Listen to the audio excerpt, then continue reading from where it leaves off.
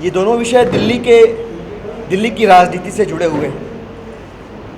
पहला विषय आप लोगों के संज्ञान में होगा कि दिल्ली के अंदर पिछले कुछ दिनों से भारतीय जनता पार्टी का एक एड कैंपेन चल रहा है रेडियो के ऊपर। भाजपा के नेता इस एड कैंपेन के जरिए एक झूठा प्रचार कर रहे हैं। यह झूठा प्रचार प्याज की बढ़ती हुई कीमतों पे है, जिसमें भाजपा के प्रदेश अध्यक्ष जो अपना एक वार्ड नहीं संभाल पाए और अपने कार्यकाल में दिल्ली की, कम से कम दिल्ली भाजपा की तो दुर्दशा कर ही दी है, अपने झूठे प्रचार में कहते हैं कि 20 रुपये किलो प्याज इनको केंद्र सरकार दे रही थी दिल्ली सरकार को और ये नहीं बेच रहे हैं। हम निवेदन करेंगे भाजपा के नेताओं से और कुछ केंद्रीय एजेंसियों में बैठे राजनीतिक पृष्ठभूमि के लोगों से कि जहां जनता के हित का मसला हो, जहां जनता के कल्याण का मसला हो, वहां इस तरह के झूठ और फरेब से बचकर सहयोग करके जनहित में काम करना चाहिए। हमारे 3-4 मासूम प्रश्न हैं भारतीय जनता पार्टी के नेताओं से। सबसे पहला तो ये कि अगर केंद्र की कोई एजेंसी दिल्ली सरकार को 20 रुपये में प्याज दे रही है तो वो लिखित रूप में सूचित करे, न कि अपने नेताओं के जरिए एड कैंपेन में ये कहलवाए। क्योंकि हमारी जानकारी के मुताबिक नाफेड ने 33 रुपये यानी एक्स गोडाउन प्राइस पे दिल्ली सरकार को प्याज ऑफर किया था। ये रिटर्न डॉक्यूमेंट है, आप सब लोगों को इस डॉक्यूमेंट का एक्सेस होगा। आप लोगों से निवेदन है कि जब भी कोई 20 रुपये कहे उस डॉक्यूमेंट को एक्सपोज करिए उस शख्स के सामने, उससे क्रॉस क्वेश्चन करिए कि तुम झूठ क्यों बोल रहे हो, इसमें तो एक्स गोडाउन प्राइस लिखा हुआ है और जिस डेट का ये लेटर है उस समय 33 रुपये प्रति किलो नासिक की मंडियों में प्याज का भाव था। ये आप लोगों को उनसे पूछना चाहिए एक बार। ये हमारा भी प्रश्न है उनसे। दूसरा प्रश्न हमारा ये है कि जिन 8 शहरों में प्याज को कम कीमत पे उपलब्ध कराने का काम शुरू किया था केंद्र सरकार ने, ऐसी कौन सी वजह है कि उन शहरों की सूची में दिल्ली का नाम नहीं था। दिल्ली राजधानी है, तमाम जगहों से लोग यहाँ आते हैं, चर्चा का केंद्र रही है, राजनीति का केंद्र रही है, सामाजिक गतिविधियों का केंद्र रही है। ऐसे में दिल्ली की जो राजनीतिक, भौगोलिक, आर्थिक, सामाजिक अवस्था है वो उसको महत्वपूर्ण बनाती है। ऐसे महत्वपूर्ण शहर को उन 8 शहरों की सूची से क्यों हटाया गया, अगर वाकई में माननीय मोदी जी और दिल्ली भाजपा के प्रदेश अध्यक्ष दिल्ली की जनता के प्रति संवेदनशील है तो।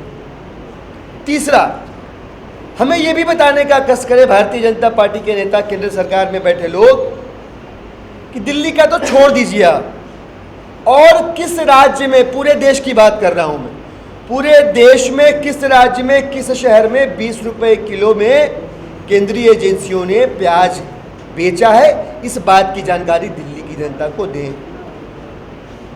अभी दिल्ली को ये ऑफर कर रहे हैं तो हम उम्मीद करते हैं, अपेक्षा करते हैं कि कहीं ना कहीं और भी 20 रुपये प्रति किलो में उन्होंने ऑफर किया होगा, तभी दिल्ली को दे पा रहे हैं। जाहिर सी बात है, सॉफ्ट कॉर्नर अगर होता तो 8 शहरों की सूची में दिल्ली का भी नाम जरूर होता।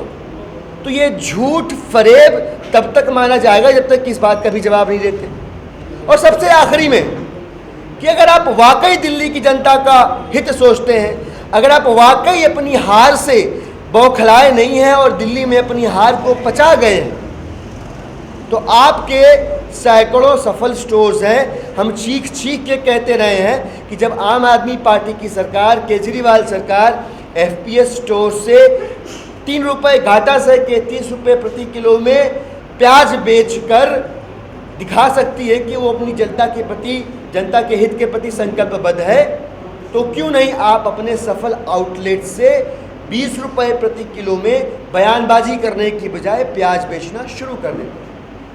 आप सबको पता होगा कि दिल्ली के अंदर प्याज की कीमतों में रोक तभी लग पाई जब 30 रुपये प्रति किलो में हमने मुस्तैदी के साथ एफपीएस आउटलेट से प्याज को डिस्ट्रीब्यूट करना शुरू किया। अफगान और मिश्र शफी प्याज को ऑर्डर किया गया जो कम कीमत पे दिल्ली में उपलब्ध हुआ और जमाखोरी पे लगाम लगाई गई। तो एक बार फिर से निवेदन करते हैं केंद्र सरकार से और भारतीय जनता पार्टी के राजनीतिक रूप से लगभग बेरोजगार हो चुके उन तमाम नेताओं से कि झूठ फरेब की राजनीति ने आपको 3 सीटों में समेट दिया। अगर आप चाहते हैं कि आपकी राजनीति यहाँ पे सांस लेती रहे तो दिल्ली की जनता को बेवकूफ़ बनाना छोड़िए, झूठ बोलना छोड़िए, फरेब की राजनीति करना छोड़िए। और राजनीतिक मतभेद केंद्र और राज्य के अलग अलग हो सकते हैं, पर जनता के हित में माननीय मोदी जी से भी आग्रह है कि दिल्ली की केजरीवाल सरकार के साथ सामंजस्य स्थापित करके जितने भी भलाई के काम है उसमें रोड़े अटकाने की बजाय सहयोग करें। दूसरा विषय है CYSS इस बार डेब्यू कर रही है स्टूडेंट पॉलिटिक्स में, पहला चुनाव लड़ने जा रही है। बहुत ही अच्छा वातावरण बना हुआ है। जिस प्रकार 6 महीने पहले दिल्ली की जनता ने ईमानदार राजनीति को गले लगाया, ऐसा जान पड़ता है कि स्टूडेंट कैंपस जिसमें अब तक मसल पावर और मनी पावर डोमिनेंट रहता था, अब स्टूडेंट्स भी ऑनेस्ट पॉलिटिक्स को एम्ब्रेस करने के लिए तैयार हैं। और इस बात का प्रत्यक्ष प्रमाण आप सब लोगों ने देखा कि कल जब आम आदमी पार्टी ने स्टूडेंट्स और यूथ के लिए दिल्ली के एक म्यूज़िकल कॉन्सर्ट DU रॉक्स करके जब ऑर्गेनाइज़ किया तो लगभग 10,000 स्टूडेंट्स ने उसमें पार्टिसिपेट किया, इंकलाब जिंदाबाद किया, क्रांति का आगाज़ हुआ, वहाँ से भारत माता की जय जयकार हुई और यह प्रण लिया कि स्टूडेंट कैंपस में दिल्ली के छात्र ईमानदार राजनीति का स्वागत करेंगे। पर यह बात भी 0 सीटों तक सिमटी कांग्रेस पार्टी को पच नहीं रही है। समस्या इस बात की है कि वक्त बेवक्त प्रासंगिक होने के लिए, सिर्फ रेलेवेंट होने के लिए कांग्रेस पार्टी के जो भी 2-4 बेरोजगार नेता हैं वो आम आदमी पार्टी के ऊपर लांछन लगाते हैं। इसके अलावा उनके पास कोई वजह होती नहीं है अखबार में छपने के लिए, टीवी में दिखाई देने के लिए। तो बहुत आसान तरीका है, आम आदमी पार्टी को गाली दीजिए और 2-4 लाइनों की खबर में, 1-2 कॉलम की खबर में अपनी जगह बना लीजिए। जब जनता ने आपको अपनी नज़र से गिरा दिया तो अखबारों में अपनी जगह खोजने से काम नहीं चलेगा। उन तमाम कांग्रेस पार्टी के नेताओं को मैं बताना चाहूँगा जो प्रश्न खड़े कर रहे हैं आम आदमी पार्टी के सहयोग पे इस चुनाव के, आम आदमी पार्टी समर्थित CYSS में आम आदमी पार्टी का जो भी बेयर मिनिमम पॉलिटिकल और मोरल कंट्रीब्यूशन है उसके ऊपर भी सवाल खड़े कर रहे हैं। उनको मैं दिखाना चाहूँगा किस प्रकार से कांग्रेस पार्टी के तमाम नेता NSUI के साथ कंधे से कंधा मिलाकर रणनीतियां बनाया करते थे, रैलियां किया करते थे। ये खबर है छोटी सी द हिंदू में छपी हुई, जिसमें तत्कालीन JP अग्रवाल जी जो सेक्रेटरी थे, जनरल सेक्रेटरी थे, उन्होंने एक मीटिंग ऑर्गेनाइज करी है। ऑफिस के अंदर तमाम पार्टी के पदाधिकारी, नेता, विधायक, सांसद सब आए हुए हैं। सब आश्वस्त कर रहे हैं छात्रों को कि हम दल बल से पूरी शक्ति से तुम्हारे साथ लगेंगे, डोर टू डोर कैंपेन करेंगे तुम्हारे साथ, रणनीतियां बनाएंगे, उन रणनीतियों को इम्प्लीमेंट कराएंगे।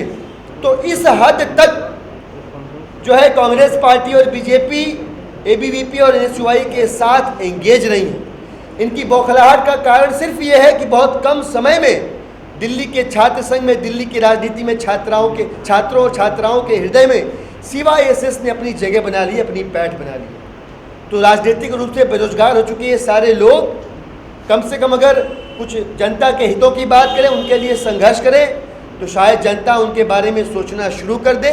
पर इस तरह से नॉन इश्यूज़ के ऊपर इशू क्रिएट करना सिर्फ इसी बात को पुख्ता करता है कि आप अनावश्यक रूप से दिल्ली की राजनीति में प्रासंगिक होने का प्रयास कर रहे हैं और बार बार नकारे जा रहे हैं।